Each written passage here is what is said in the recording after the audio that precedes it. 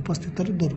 ನಗರದ ಒಳಬಳ್ಳಾರಿ ರಸ್ತೆಯಲ್ಲಿರುವ ಕರ್ನಾಟಕ ಸರ್ಕಾರದ ರಾಜ್ಯ ಪ್ರಶಸ್ತಿ ಪುರಸ್ಕೃತ ಸಂಸ್ಥೆಯಾದ ಶ್ರೀಮಠ ಸೇವಾ ಟ್ರಸ್ಟ್ ಹರೇಟ್ನೂರ್ ಅಡಿಯಲ್ಲಿ ಕಾರ್ಯನಿರ್ವಹಿಸುತ್ತಿರುವ ಕಾರುಣ್ಯ ನೆಲೆ ವೃದ್ಧಾಶ್ರಮ ಹಾಗೂ ವಯಸ್ಕರ ಬುದ್ಧಿಮಾಂದ್ಯ ಆಶ್ರಮಕ್ಕೆ ತ್ರಿವಿಧ ದಾಸೋಹಿ ಮೂರ್ತಿಗಳಾದ ಕೊಪ್ಪಳದ ಗವಿಮಠದ ಶ್ರೀ ಅಭಿನವ ಗವಿಸಿದ್ದೇಶ್ವರ ಮಹಾಸ್ವಾಮಿಗಳು ಕಾರುಣ್ಯಾಶ್ರಮಕ್ಕೆ ಪಾದಸ್ಪರ್ಶ ಮಾಡಿ ಎಲ್ಲ ವೃದ್ಧರ ಹಾಗೂ ಬುದ್ಧಿಮಾಂದರ ಯೋಗಕ್ಷೇಮವನ್ನು ವಿಚಾರಿಸಿ ಹಣ್ಣು ಹಂಪಲು ವಿತರಿಸಿ ಆತ್ಮಸ್ಥೈರ್ಯ ತುಂಬಿದರು.